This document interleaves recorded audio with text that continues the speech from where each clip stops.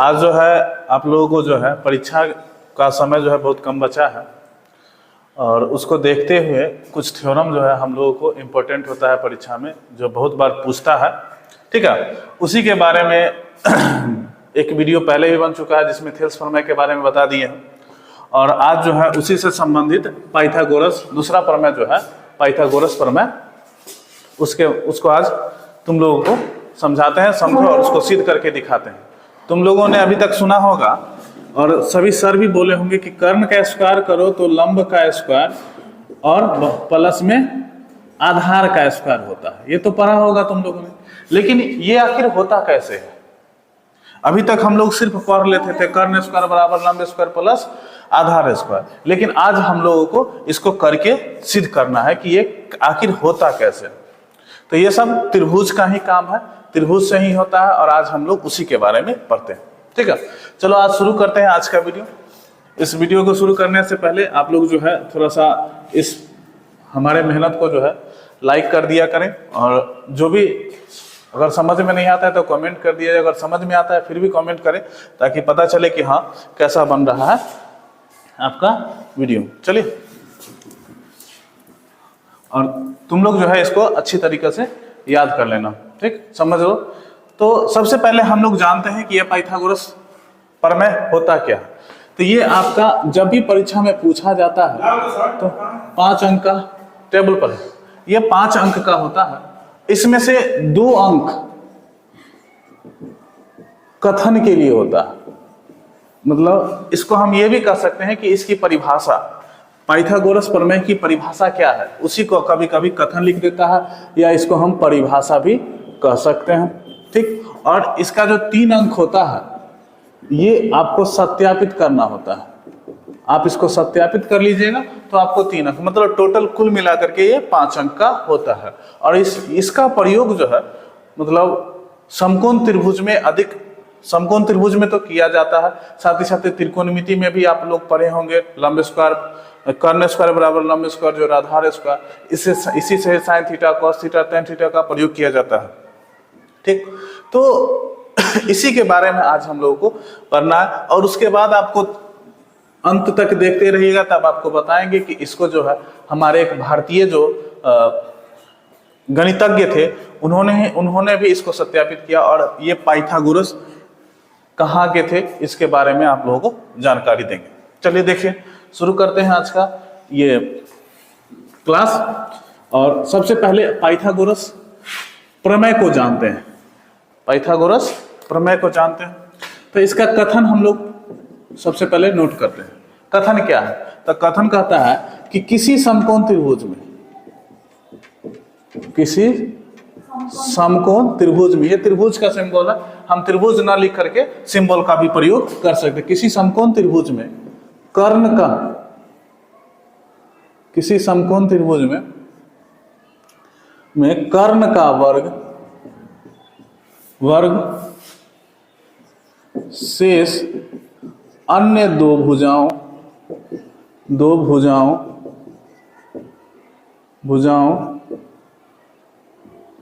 अन्य दो भुजाओं के वर्गों के योगफल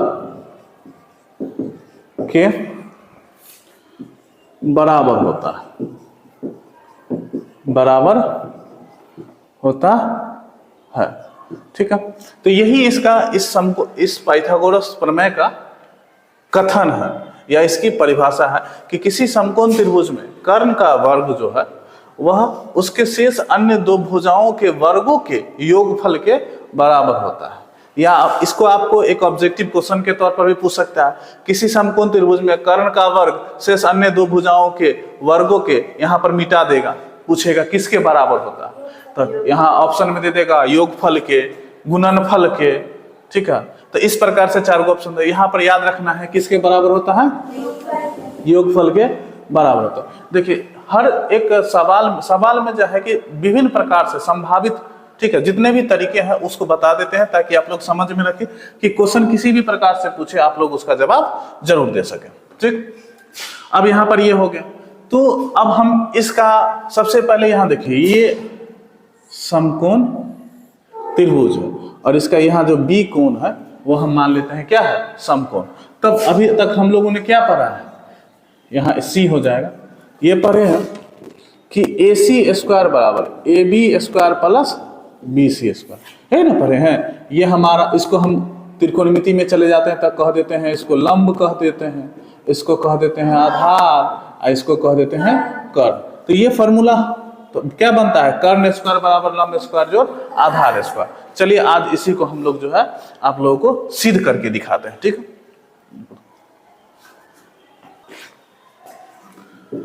अब इसका जो है हम सत्यापन करते हैं, आप लोग देखिए।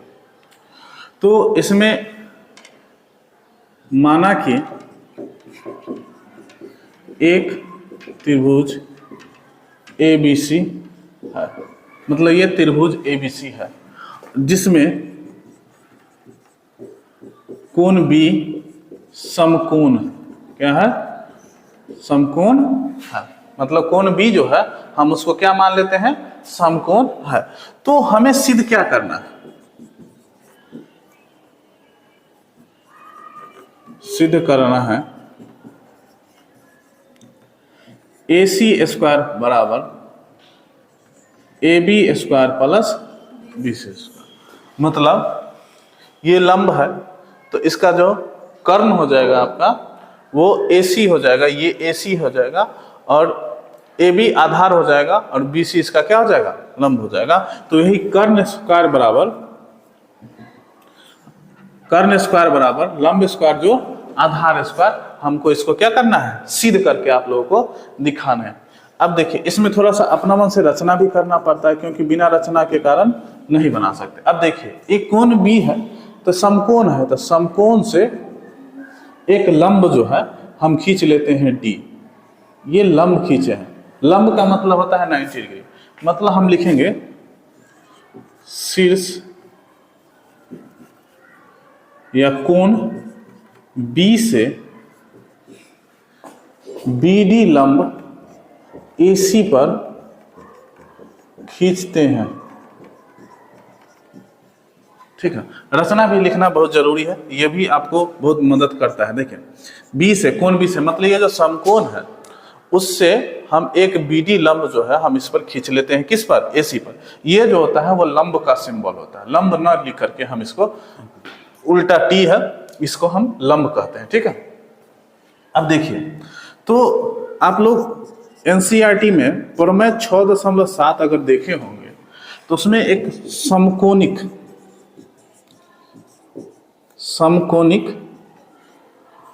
तरीका दिया हुआ है कि यदि किसी त्रिभुज में समकोण शीर्ष से सामने वाला भुजा पर यदि लंब डालते हैं तो उससे जो बनता है त्रिभुज, जैसे देखिए ये कोण B है, समकोण है, इससे हम लंब खींचे, ठीक है, इससे हम अगर लंब खींच देते हैं AC रेखा पर तो इससे क्या गो त्रिभुज का रचना हुआ, से बताओ पहले त्रिभुज क्या गो बना इसमें। तो देखिए पहले समझिए त्रिभुज क्या बना, फिर उसको आगे बढ़ते हैं। ADB एक त्रिभुज बना, कौन बना, ADB एक त्रिभुज बना। दूसरा त्रिभुज बना BDC, दूसरा त्रिभुज बना BDC, और तीसरा त्रिभुज भी तो है वो ABC। मतलब इसमें कितने त्रिभुज हैं, 3 त्रिभुज हैं। हम एक लंब डाल दिए, उससे कितने त्रिभुज की रचना हो गई, 3 त्रिभुज की रचना हो गई। अब इसी 3 त्रिभुज के बारे में हम लोग पढ़ेंगे और इसी से सत्यापित करेंगे इस चीज को कि AC स्क्वायर बराबर AB square plus BC square होता है। चलिए अब आरंभ करते हैं। तो समकोणिक में जो हो जाता है कि इसमें कहता है कि किसी समकोण त्रिभुज में समकोण वाले शीर्ष से, किसी समकोण त्रिभुज में, यह समकोण त्रिभुज है तो समकोण वाले शीर्ष से यदि लंब खींचा जाता है तो उसके दोनों ओर, इस ओर भी और इस ओर भी, दोनों ओर जो त्रिभुज बनता है, ठीक है, वह एक दूसरे के समरूप होते हैं। क्या होते हैं, समरूप होते हैं। तो कहने का मतलब यहां देखिए ये त्रिभुज और ये, यही ना दोनों इस लंब के, BD लंब के दोनों ओर बन रहे हैं, तो इस दोनों क्या है, समरूप है। ये जो चिन्ह है वह किस चीज का है, समरूप का चिन्ह है। तो गणित में चिन्ह को भी याद रखना जरूरी है। अच्छा ये बताओ तो ये किस चीज का चिन्ह था? समानुपाती। समानुपाती का चिन्ह है। तुमको थेल्स पर मैं पढ़ाए थे, समानुपाती उसको कहते थे, ठीक है, तो उसी का है, ठीक है। तो इसको हम यहाँ पर क्या लिख सकते हैं? ए डी बी समानुपाती क्या? B D, A D B समरूप बी डी सी। अब ये कैसे होगा ये हम सिद्ध करके दिखाते हैं। तो लेते हैं, अब आरंभ करते हैं आगे इसका सत्यापन। प्रमाण, प्रमाण का मतलब कि अब यहां से हम इसको सिद्ध करना क्या कर दिए? शुरू कर दिए, ठीक है। तो सबसे पहले इस त्रिभुज को शुरू करते हैं। त्रिभुज A D B, A D B ये त्रिभुज और एक पूरा त्रिभुज लेते हैं, ठीक है। तो और आपको हम वो तो उसमें सिद्ध किया हुआ है, तो लेकिन हम आपको यहां भी सिद्ध करके दिखाते हैं कि आखिर ये समरूप कैसे होता है। तो देखिए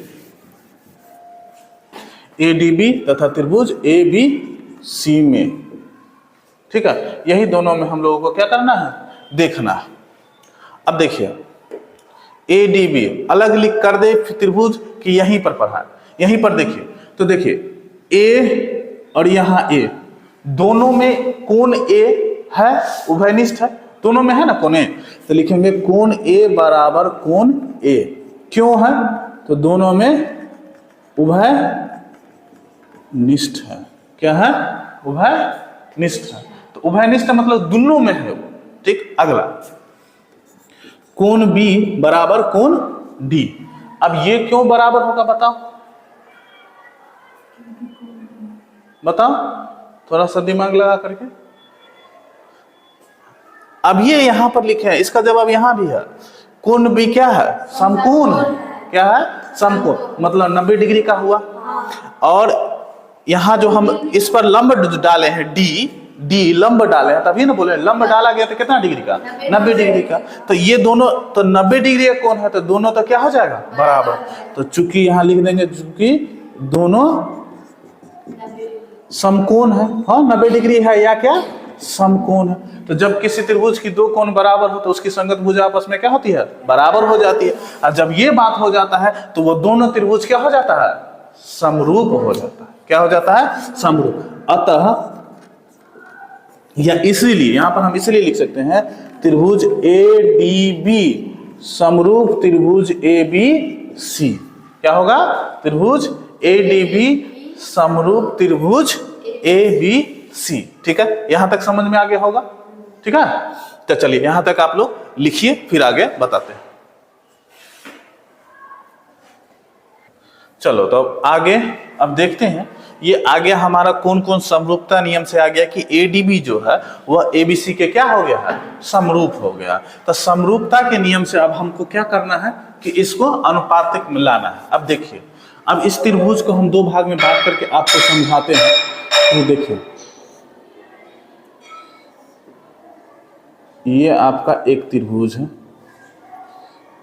ए डी बी, ठीक है, ये हो गया।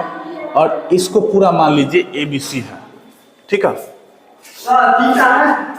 तो यहां देखो, तो यहां पर हम क्या लेंगे कि पहले एडी ले लिए भुजा, संगत भुजा एडी, ठीक है।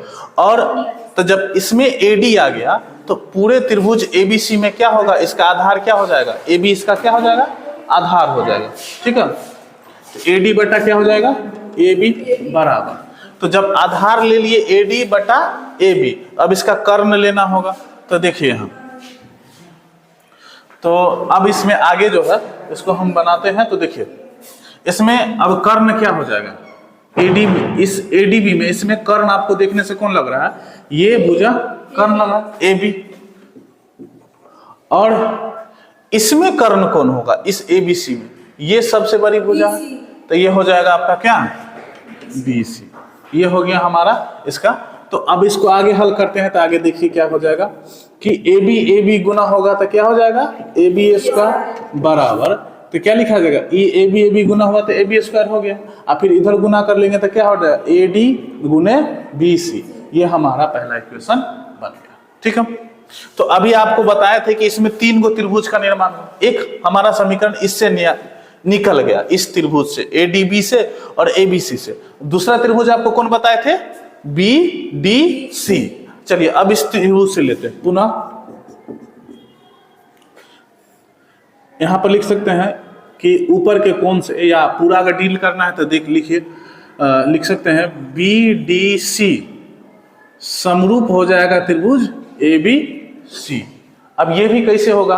तो ये भी अभी जो पढ़ा है नियम उसी के अनुसार से। तो देखिए कितना हो जाएगा, आपको दिखा देते हैं या पूरा करिए देते हैं। देखो त्रिभुज एबीसी और त्रिभुज बीडीसी और त्रिभुज एबीसी में तो कोण देखो बी दोनों में है, कोण बी क्या है? दोनों में है, उभयनिष्ठ है।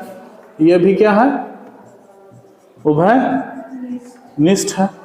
ठीक, उसके बाद आगे देखिए, एगो डी है ना, और एक बी है। तो यहां पर कोण डी बराबर कोण बी। ये क्यों होगा? तो चूंकि ये समकोण है। क्या है? ये समकोण है। तो ये इसके तहत फिर कौन कौन समरूपता के तहत क्या हो जाएगा? ये त्रिभुज बीडीसी समरूप त्रिभुज किसके?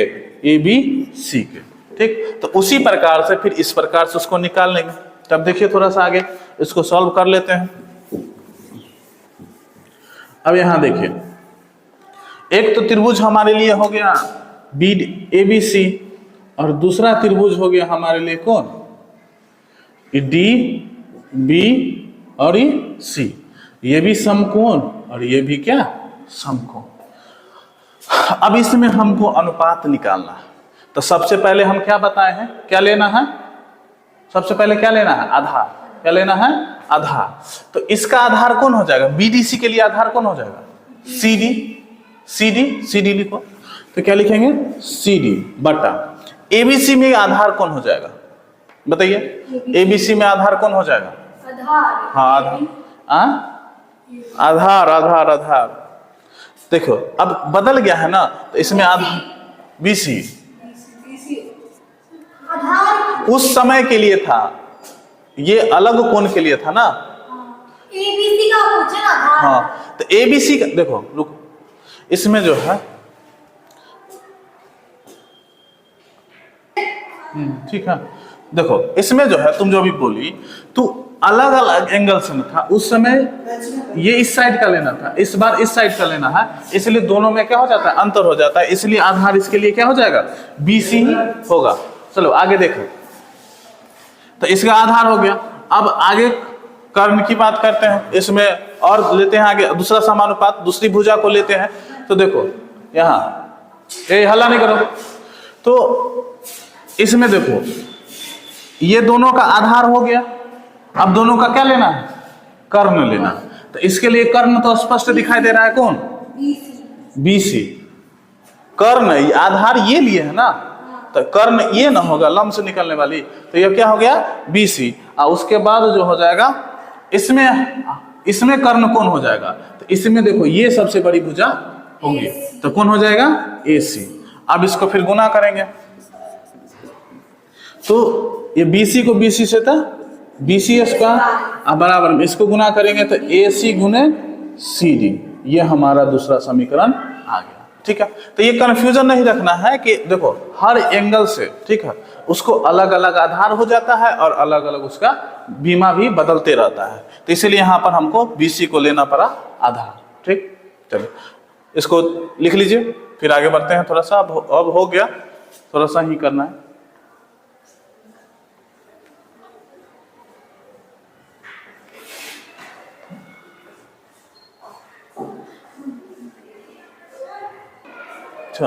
अब आगे समीकरण 1 तथा 2 को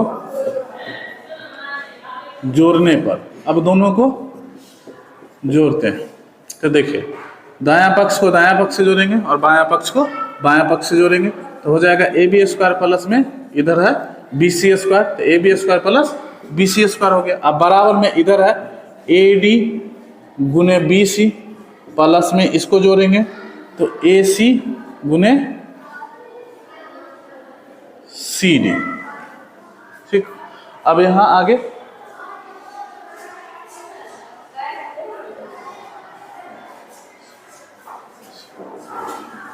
AC,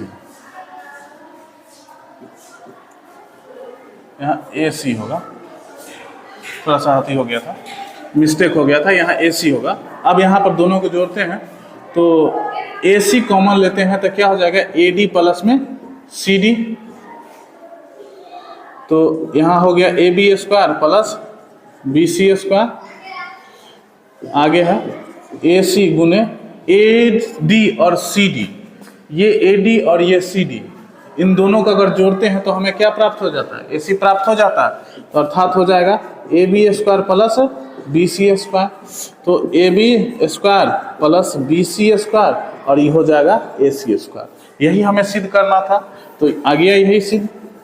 तो इस ये त्रिभुज किसके लिए हो गया, ABC के लिए। अर्थात इसीलिए हम लोग कहते हैं कि कर्ण का स्क्वायर बराबर होता है लंब का स्क्वायर प्लस में आधार का स्क्वायर, ये होता है। ये आ गया हमारा सिद्ध हो गया। ये इसी को हम लोग कहते हैं पाइथागोरस थ्योरम, ठीक है। और एक बात तो यहाँ तक समझ में आ गया। अब आप लोगों को एक बात और बता देते हैं कि ये जो हमारे एक गणितज्ञ थे बोधायन थे, लगभग भारतीय गणितज्ञ थे, ये लगभग 800 ईसा पूर्व में, लगभग 800 ईसा पूर्व की बात है। उस समय इन्होंने इसके बारे में बताया था। इसलिए कभी कभी इस प्रमेय को हम लोग बोधायन प्रमेय भी कहते हैं, कभी कभी दे देता है, ये बोधायन प्रमेय के नाम से भी जाना जाता है। तो आप लोग, और उसके इससे पहले 612 ईस्वी के आसपास जो है, ईसा पूर्व के आसपास पाइथागोरस ने महोदय ने दिया था। तो ये दोनों एक दूसरे से संबंधित है, इसीलिए कभी कभी बोधायन प्रमेय के रूप में भी इसे जाना जाता है। लोग इसे कभी कभी बोल सकते हैं, कभी कभी क्वेश्चन भी दे सकता है, तो इसलिए आप लोग इसकी जानकारी होनी चाहिए। चलिए, अब आपको कैसा लगा ये वीडियो कमेंट में ज़रूर बताएं, ठीक है। और वीडियो को लाइक कर दे, अपने दोस्तों के साथ शेयर कर दे, क्योंकि परीक्षा बहुत नज़दीक है। आप लोगों को परीक्षा को देखते हुए अब अपना तैयारी को जोर शोर से करें, ताकि रिजल्ट बेहतर हो सके। फिर मिलते हैं अगले वीडियो में। इसमें थोड़ा सा मिस्टेक हो गया था, ये AD बटा DB है ना, और AB बटा BC नहीं होगा, यहाँ AC हो जाएगा। जिससे में AB जो है कर्ण है, तो उसी प्रकार इसके लिए जो है AC कर्ण हो जाएगा। तो यहाँ पर उस समय तो हम सही कर दिए थे, लेकिन देख नहीं पाया था सही से, तो ये हो जाएगा आपका AD गुने AC, तब जा करके यहाँ लिखाएगा AD गुने AC बराबर AC गुने CD। ये दूसरा समीकरण का है और ये पहला समीकरण का। उसके बाद सब कुछ सही है। थोड़ा सा मिस्टेक हो गया था, उसको सुधार दिए, आप लोग देख लीजिए फिर से।